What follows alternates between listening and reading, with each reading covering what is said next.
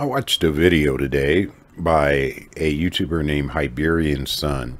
Some of you may know him as Irish. And he was talking about the criminal class after an SHTF event. And his video kind of pushed me to make this response video to him.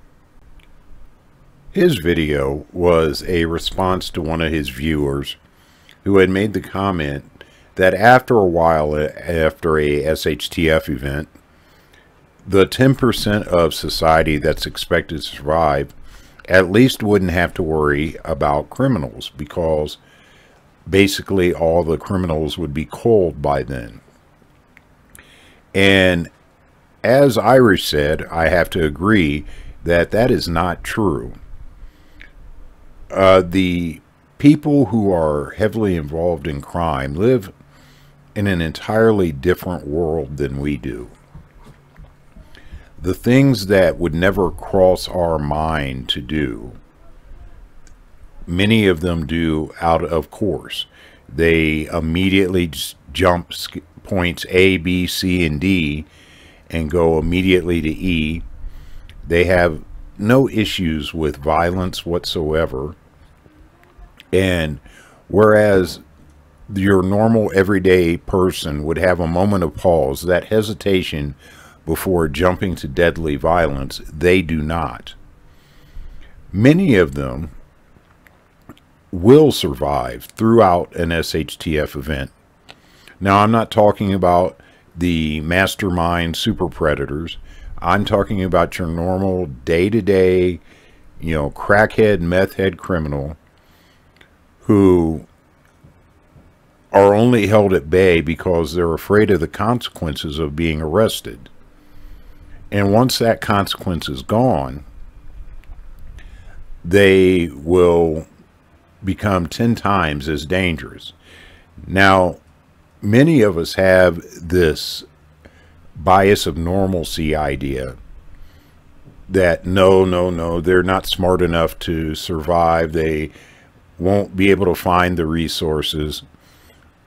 And what we fail to realize is that these people are incredibly cunning. They're intelligent in a way that we don't think about. And a lot of them will survive due to that cunning and that different oppositional way of looking at things. So what do we do? How do we mitigate the drama and the problems that these type of people can cause after an SHTF event? What can we do now to prepare for that?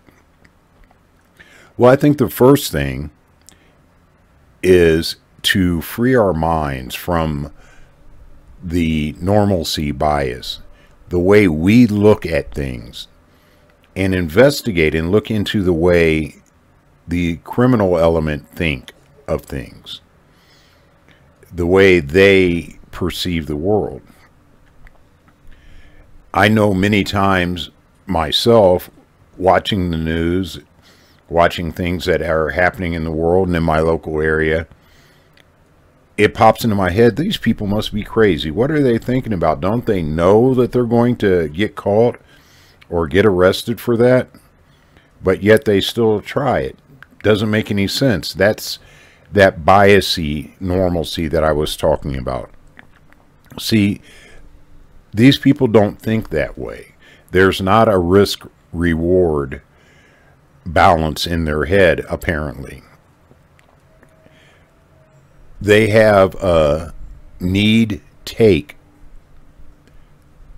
idea of life. They want it, they see it, they come up with a way of taking it. And as long as we blind ourselves with the fear of what they're capable of compared to the reality of what they can do. Many of us have for years talked about how dumb criminals are and how incapable of survival they are, when the reverse is the fact.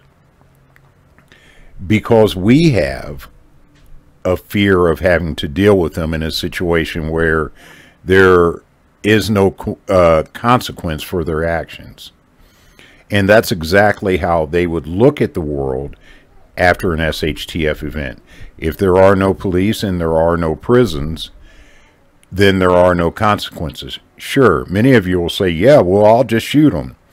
And that's true. But they don't think that way. They believe that they have the ability and the superiority of intelligence to get away with what they need to do.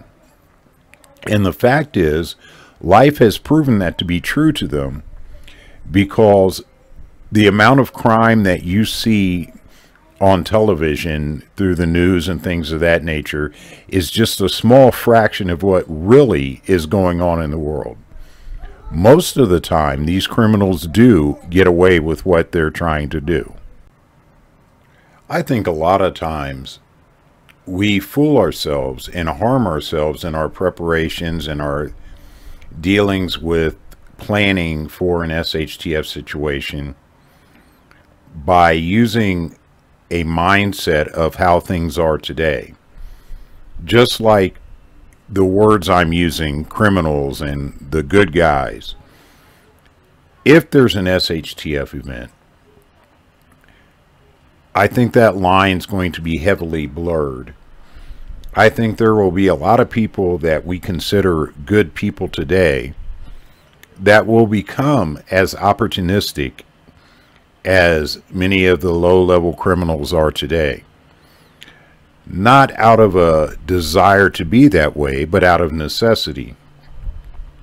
I think some of the people that are viewers of my videos and other videos will be those people, and I'll give you this scenario to show what I'm talking about. Your daughter or son is sick, your child. They need antibiotics. You meet a person who has a huge stockpile of antibiotics that they've prepped for and prepared for, and you try to negotiate a trade, a barter with that person, and they refuse to sell you or barter with you for any amount of that medication. They're cold and they're glib about it and tell you, well, you know, you should have prepped more before this happened, or you should have had it beforehand. I'm not going to sell you or barter anything to you for that. You go back to where you're at, to your location, and your daughter's worse, to the point you think she may die, or your son. Just use the word your child for this. And you think your child's possibly going to die. I think there are very few of you who would not have the thought cross your mind, well, I'm just going to load up and take what that person has. I think there is a minority of you that may think that thought and say, no, I can't do that. But I think the largest majority of people, myself included, would not only have that thought, but probably spend some time planning how to do it, if not carrying it out altogether. So tell me, I want to hear your thoughts and your comments and ideas on this situation and on the video by Irish. So hit me up in the comments below. If you like this video and like this type of video, please hit the thumbs up button. If you'd like to know when I put out new videos, hit that subscribe button and the bell icon. That way you'll be informed whenever I put up videos. And until next time, this is Dan from Dan's Urban Survival and Prepping. Take care of each other.